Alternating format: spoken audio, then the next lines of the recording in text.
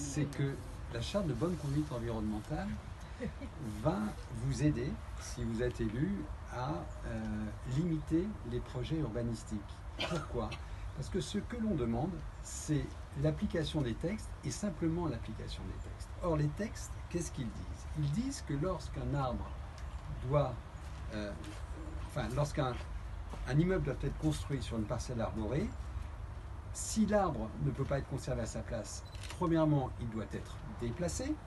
Et s'il ne peut pas être déplacé, il doit être abattu et remplacé, dit le PLU, par un arbre de même valeur et, dans certaines zones de Montpellier, par 2 arbres de même valeur. Ce qui veut dire que si déjà chaque arbre était transplanté ou remplacé à l'unité ou aux 2 unités à l'identique, il y aurait moins d'espace pour urbaniser. Et ça ne serait pas 70% de la parcelle qui serait construite, mais plus que 50 ou 40% de la parcelle. Parce que l'arbre a besoin d'espace pour ses racines, pour ses branches, et forcément, on ne pourra pas mettre 3 érables ou 3 micocouliers dans 5 mètres carrés.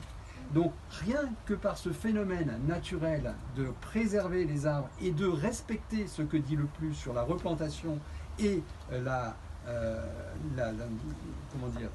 transplantation ou la replantation d'arbres, eh bien, naturellement, vous réduirez l'espace laissé au béton sur ces projets qui, aujourd'hui, on l'a vu encore à différents endroits, mais il y a à peine les 30% d'espace libre, et dans ces 30% d'espace libre, vous avez 2 oliviers en pot, c'est tout, alors qu'il y avait des arbres magnifiques sur la parcelle avant.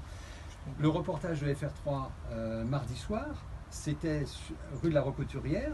Eh bien, entre le moment où on a fait le constat d'huissier, fin février, et là, les souches avaient disparu. Ils ont fait disparaître des arbres qui, normalement, sur le plan, apparaissent comme étant conservés. Oui, c'est le problème. C'est pour ça qu'on souhaite réviser le PLU. Voilà. Pour justement imposer 50% de terres perméables sur les nouveaux permis de construire, au-delà des faubourgs, bien sûr. Et aussi, on veut justement faire le repérage des arbres remarquables en amont, parce que le terrain peut être vendu aux promoteurs, mais avant avoir coupé les arbres. Oui, donc il faut les repérer avant. Voilà. Le paragraphe sur les arbres C'est ça, et donc c'est très important que ce soit directement dans le PLU, dans le plan, que les arbres soient repérés et protégés, comme ça on est sûr qu'ils ne seront pas coupés avant la vente des terrains à un promoteur. Voilà, avec une réserve sur les arbres remarquables. Vous savez que le statut d'arbre remarquable est géré par l'association Arbres. Il n'y a que 700 arbres remarquables en France, dont aucun dans Montpellier intramuros, parce que les critères sont assez contraignants. Elle est formidable cette association. Oui, aussi. Mais malheureusement,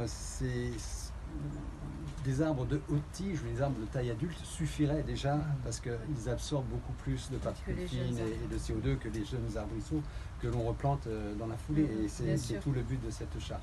Donc ça irait dans notre sens et ça serait on ne demande rien d'extraordinaire, juste l'application des textes et que tout le monde arrête de frauder, quoi. Enfin que les promoteurs arrêtent de frauder parce que c'est de la fraude. Point. À l'avenue Villeneuve d'Angoulême, on a un projet où il y a du gazon synthétique qui a été mis et 2 malheureux plants d'olivier pour compenser. Ouais. Et nous, sur ces réflexions, il y a un chercheur, Paul Valéry, en géographie, qui est Alexandre Brun, qui a des propos très très intéressants. On est aussi aidé par la recherche scientifique sur la perméabilisation des sols et donc la vulnérabilité accrue de notre territoire. Et alors ici, ça va, mais quand on est vers Eugène Bataillon, fac de pharmacie, nous rappellerons qu'en 2014, il y a 2 personnes qui sont mortes de manière absolument tragique à cause des inondations et que les vulnérabilités, il suffit de voir l'épisode Sévenol qu'on a vécu, je dis tiens, il est là en ce moment celui-là, tu sais, fin septembre, c'est quand même extrêmement préoccupant. Donc on voit bien que la recherche nous oblige aujourd'hui à revoir les choses, et donc nous on s'y retrouve et il y a la charte, mais Coralie a précisé que du point de vue du PLU, un gros travail ici serait fait pour donner un statut juridique à l'arbre dans la ville, et ça sera la nouvelle règle du jeu dans laquelle la promotion immobilière dans les territoires de projet aura vocation à se positionner. Donc il doit se plier aux nouvelles règles. Et la seconde chose qu'on souhaitait vous dire, c'est que cette charte n'aura d'efficacité que si la municipalité et l'agglo et la métropole collaborent avec nous. C'est-à-dire que ce que vous ne pouvez pas faire, nous pouvons le faire. Attaquer en correctionnel un promoteur qui a fraudé, ce n'est pas le rôle de la mairie. Mais ça peut être le rôle d'une association comme la nôtre. Et on ne s'en privera pas. Mais pour ça, il nous faut les informations. Et on aura besoin, je dirais, d'une bonne communication pour pouvoir faire respecter les textes d'une façon que vous ne pourrez pas faire.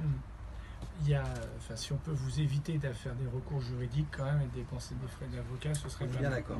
Donc,